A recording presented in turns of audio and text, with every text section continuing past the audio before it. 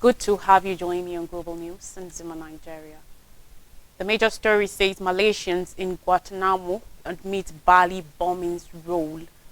Russian missiles injure 17 in Ukraine's Kharkiv.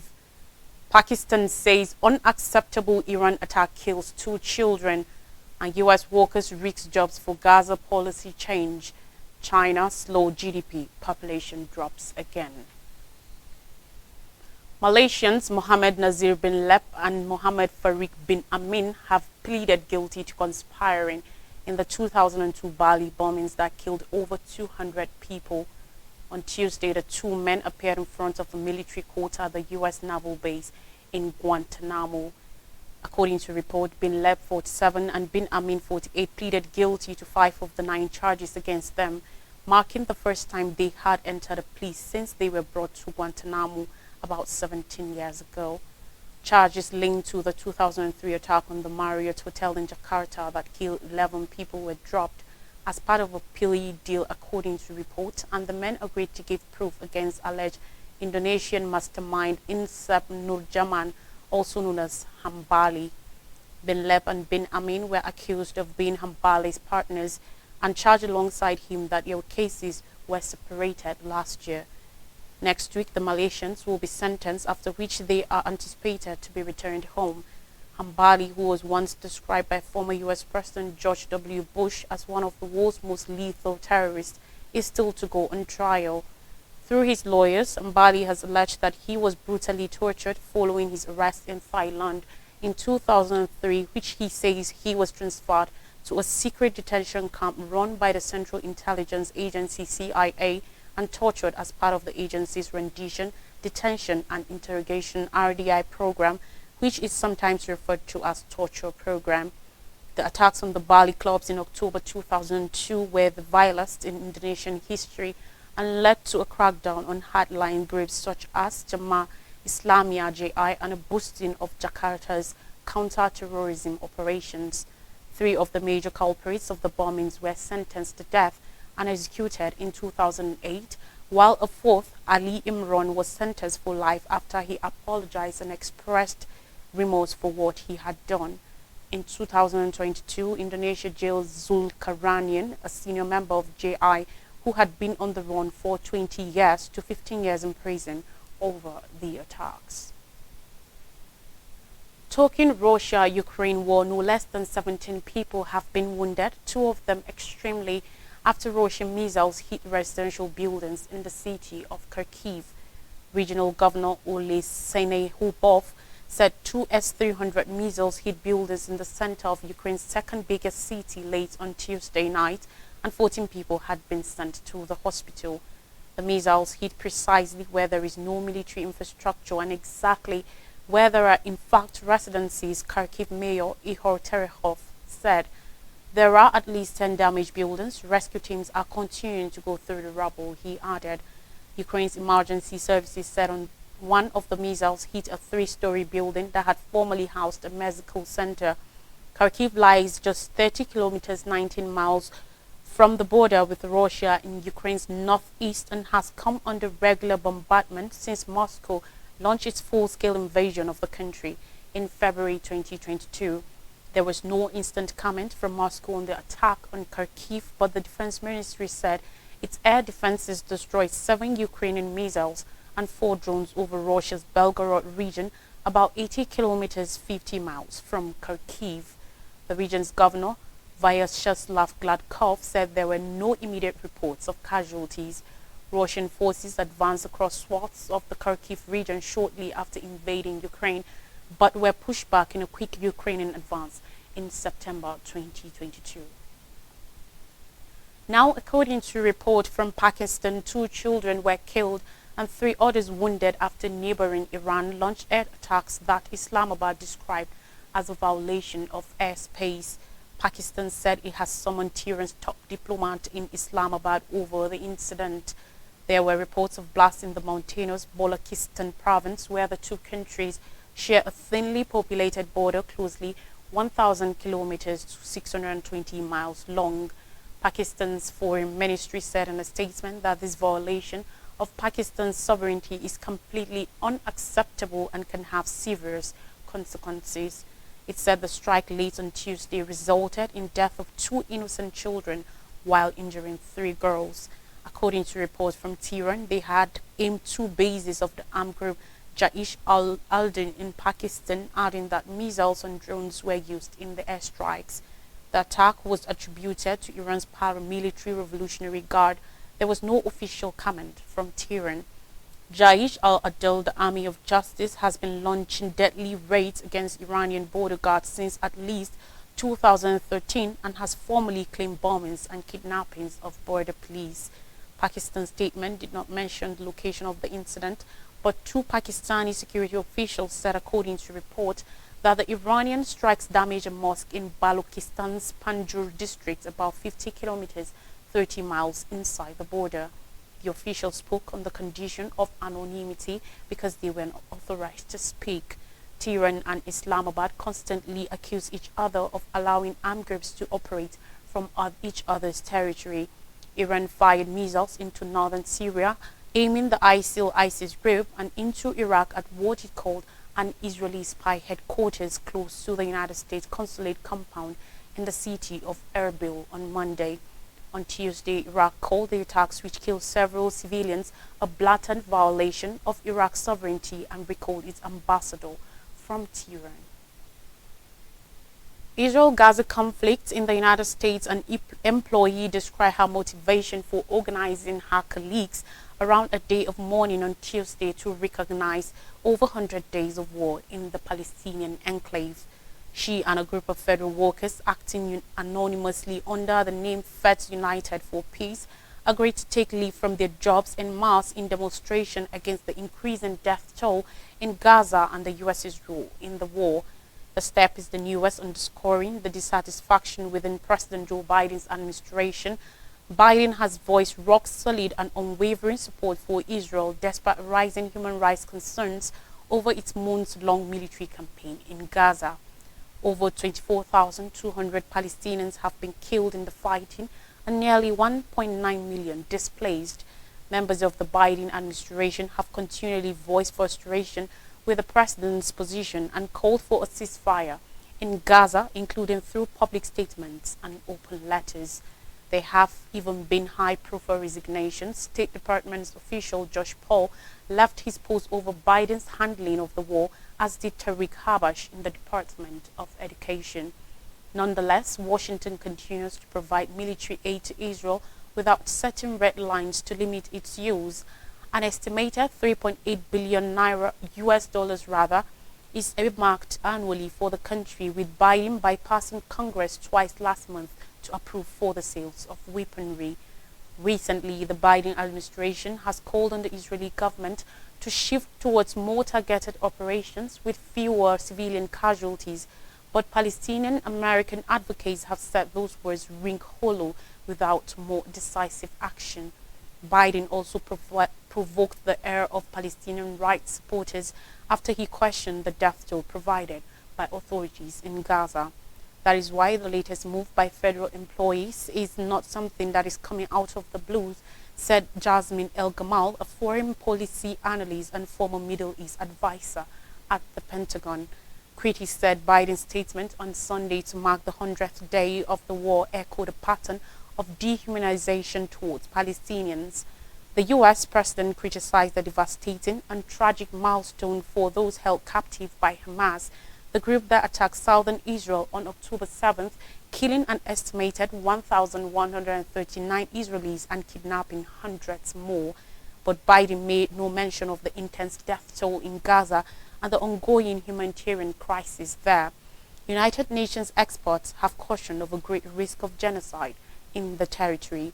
According to Trita Parsi, the executive vice president of the Quincy Institute for Responsible Statecraft, those human rights concerns have led to an extremely uncommon, if not unprecedented, level of dissent within the Biden administration.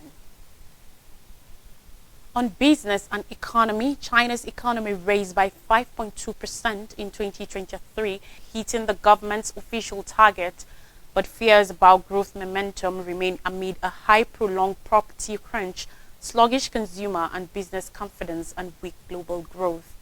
Gross domestic product (GDP) in the world's second biggest economy also rose by 5.2% in the final 3 months of 2023 compared with the same period last year, China's National Bureau of Statistics said. Kan Yi, the bureau's head, said the expansion had been hard-won and cautioned that the economy faced a complex external environment and insufficient demand moving into 2024. China's economy grew by just 3% in 2022 as a result of prolonged COVID-19 regulations linked to its zero-COVID policy. After lifting the measures at the end of 2022, Beijing set itself a growth goal of around 5% for last year. After an initial post-pandemic recovery, the economy has been weighed down by the continuing crisis in the property market, where the authorities have been trying to bridle in massive debts and speculation, as well as record youth unemployment and global slowdown. Exports say historically a major growth lever fell last year for the first time since 2016, according to figures published by the Customs Agency on Friday. Geopolitical tensions with the United States and efforts by some Western nations to cut dependence on China or diversify their supply chains have also hit, he added. Chinese officials are due to release their growth target for 2024 in March. China is seeking to lure back international investors who have become increasingly skeptical about the Chinese growth story. Chinese Premier Li Qiang, speaking at the World Economic Forum in the Swiss resort of Davos, said his country had achieved its economic aim without resorting to massive stimulus and painted a bullish picture of the situation. He said China had good and solid fundamentals in its long-term development and that Beijing will adhere to its basic national policy of opening up to the outside world. Li cast a decision to invest in China as not a risk but an opportunity, but risks abound in the era of Chinese leader Xi Jinping.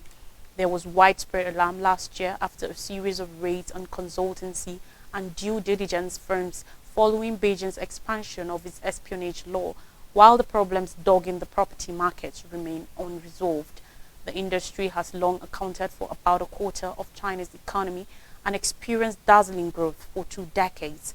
But financial despairs at key developers such as Evergrande and Country Garden have left projects uncompleted, buyers out of pocket, and prices on the decline.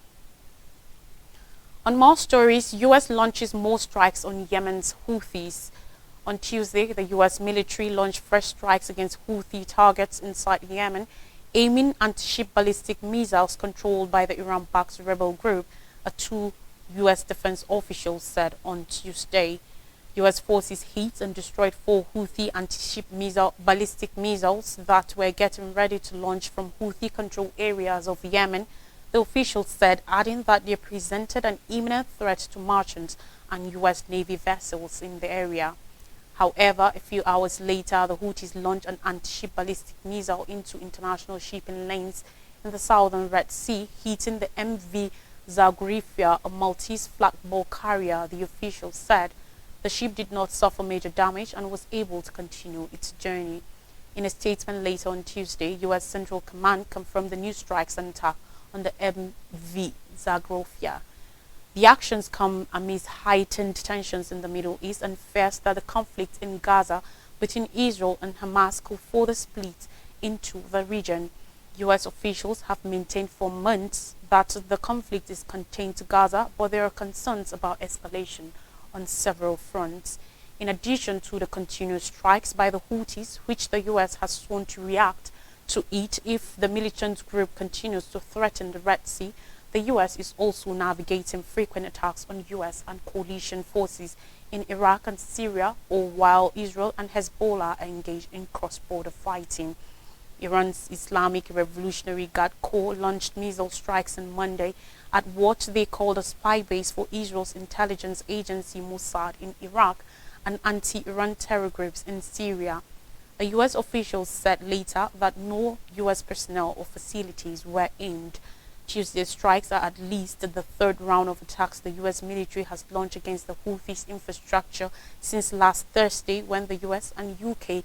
conducted a joint operation that targeted nearly 30 locations in Houthi-controlled areas of Yemen, heating launching systems, production facilities, air defense radar systems, and command and control nodes.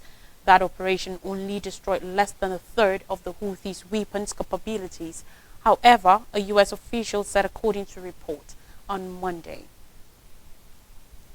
Now in Africa, Sunak's asylum plans sparked conservative rebellion.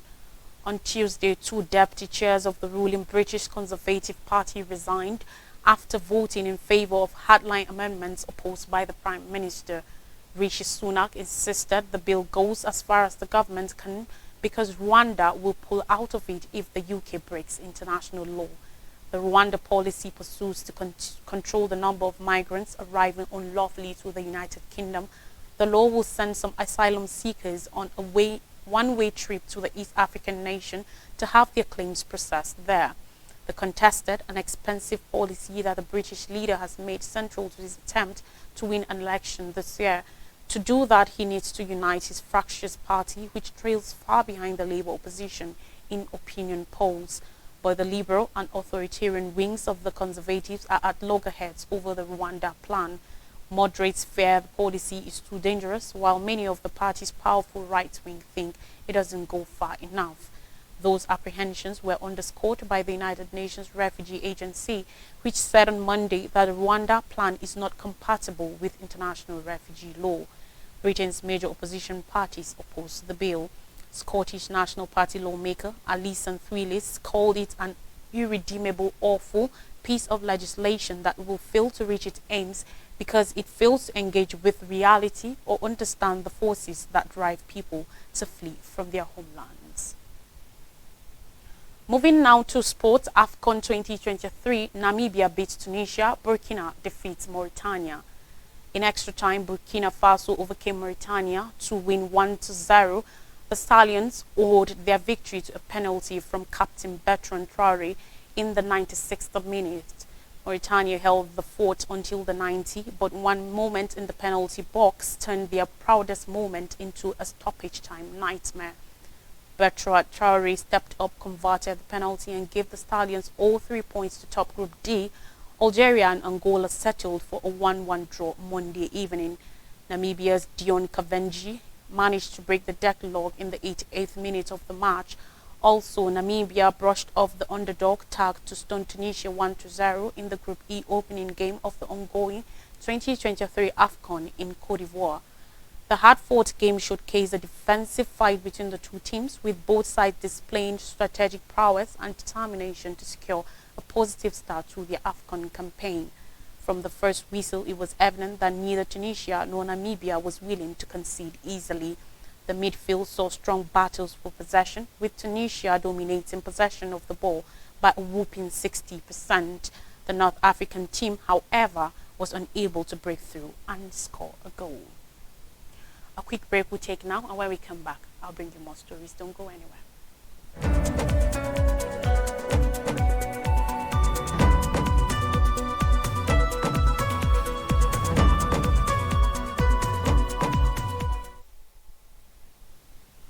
Welcome back. Now Nigerian stories on rising insecurity. Tinubu Wike vowed renew action against insecurity.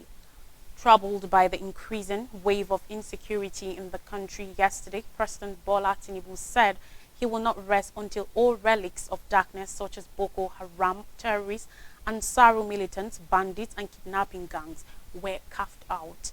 The president's vow is coming on the heels of the improved increase of terrorist attacks, banditry and kidnapping in different parts of the country and the Federal Capital Territory, FCT, Abuja. President Tinubu consequently also had a meeting with service chiefs at the presidential villa in Abuja. The president, who departed Transcorp Hilton, where he attended a book launch on his predecessor, Muhammadu Buhari, met the service chiefs led by the Chief of Defense Staff, General Christopher Musa. Others in attendance at the meeting included the Chief of Army Staff, Lieutenant General Tarid Lagbaja, Chief of Naval Staff, Vice Admiral Emmanuel Ogalla, Chief of Air Staff, Air Marshal Hassan Abubakar, and Inspector General of Police, Kayode Ugbe Tokun. Heads of other security agencies were also present at the meeting. Though the agenda of the meeting was not publicized, but reports said it was in link with the president's concern over the rising cases of banditry and kidnapping in the nation's capital and other parts of the country. Like the president, many stakeholders yesterday proffered suggestions on how to combat insecurity, with the Inspector General of Police, Kayode Egbetokun, meeting tactical squad and task force commanders and ordering the Deputy Inspector General of Police operations to coordinate upscale operations against criminality. Likewise, Wesam Wike, Federal Capital Territory FCT Minister Ikoli, summoned an emergency security council meeting and read riot act to area council chairman, even as he assured Abuja residents that the government was not sleeping and that help was on the way.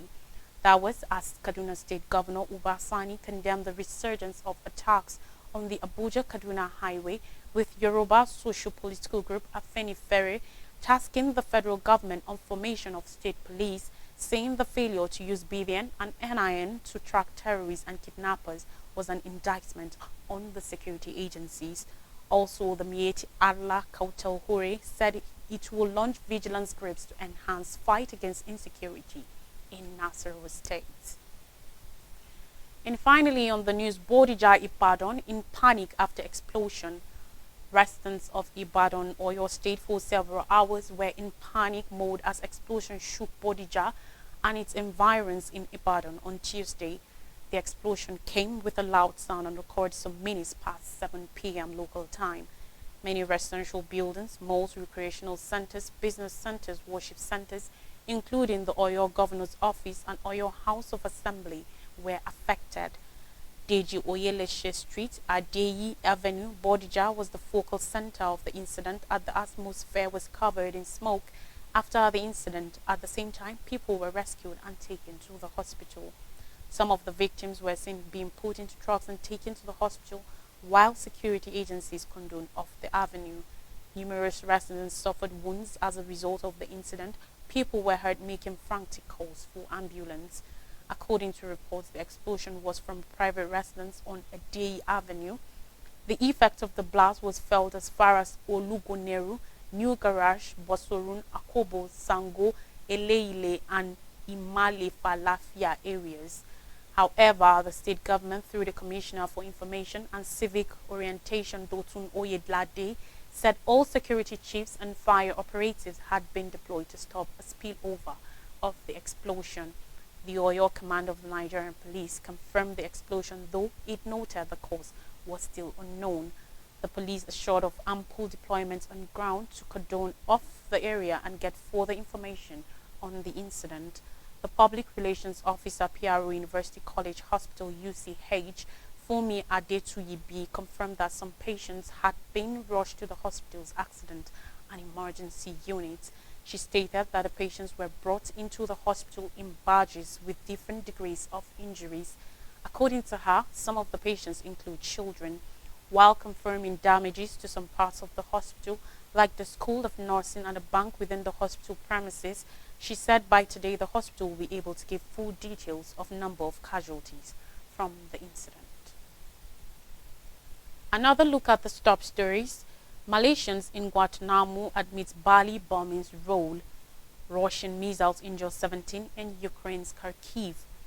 Pakistan says unacceptable Iran attack kills 2 children. US workers risk jobs for Gaza policy change. And China slow GDP, population drops again. And that's all on the news. Thanks for watching. I am Lois Durek.